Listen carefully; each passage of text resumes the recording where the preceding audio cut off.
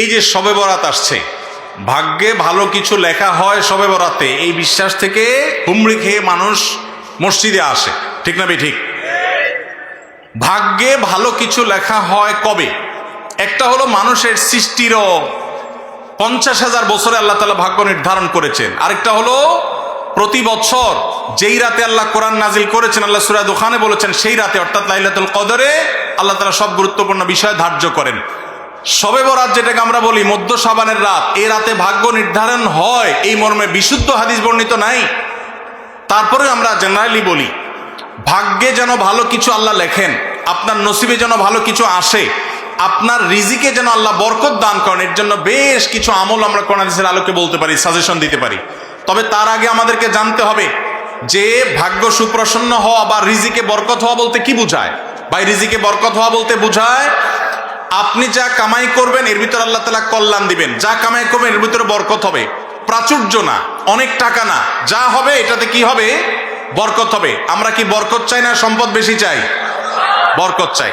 বরকত যদি চান, এক নম্বর হলো ঈমান এবং তাকওয়া লাগবে। আল্লাহ বলেছেন ওয়ালাউ আন্না আহলাল কুরআ আমানু ওয়াত্তাকাউ লাফাতাহনা আলাইহিম বারাকাতিম মিনাস সামা। যদি কোনো জনপদের লোকেরা ঈমান আনে, আল্লাহর ভয় অন্তরে লালন করে, আল্লাহ বলেছেন আসমান থেকে বরকতের সব দুয়ার খুলে দেওয়া হবে।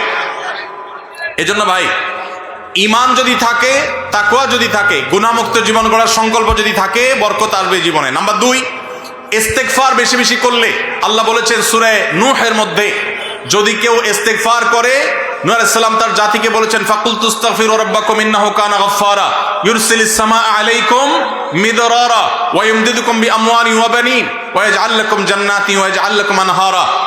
আল্লাহ নবী নূহ আলাইহিস সালাম বলেছেন, আমি আমার জাতিকে বলেছি তোমরা আল্লাহর কাছে ইস্তেগফার করো, ক্ষমা প্রার্থনা করো।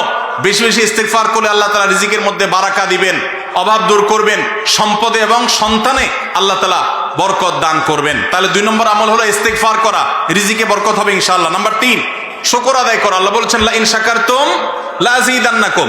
আপনি কোনো কিছু পেয়েছেন, আলহামদুলিল্লাহ বলেন, যা পাইছেন শুকর আদায় করেন, আল্লাহ নেয়ামত বাড়ায় দিবেন। নাম্বার 4, দান সাদাকা করা। আল্লাহ তাআলা বলেছেন ইয়ামহাকুল্লাহুর রিবা ওয়া ইউরবিস সাদাকাত। আল্লাহ সুদকে ধ্বংস করবেন, তবে সাদকা এবং দান এটাকে আল্লাহ তাআলা বাড়িয়ে দিবেন। এই জন্য কেউ যদি দান করে, আল্লাহ তাআলা তাকে কি দেন? বরকত দান করেন তার রিজিকে। তারপরে 5 নম্বর হলো আত্মীয়তার সম্পর্ক রক্ষা করা। নবীজি সাল্লাল্লাহু আলাইহি সাল্লাম বলেছেন মান সাররাহু আন ইউবসাতা লাহু ফি রিজকিহি আও ইউনসা লাহু ফি আসারিহি ফালিয়াসিল রাহিমা। যে ব্যক্তি চায় তার হায়াতে বরকত হোক, তার রিজিকে বরকত হোক, সে যেন আত্মীয়তার সম্পর্কের সাথে সম্পর্ক ভালো রাখে আত্মীয়দের সাথে, অর্থাৎ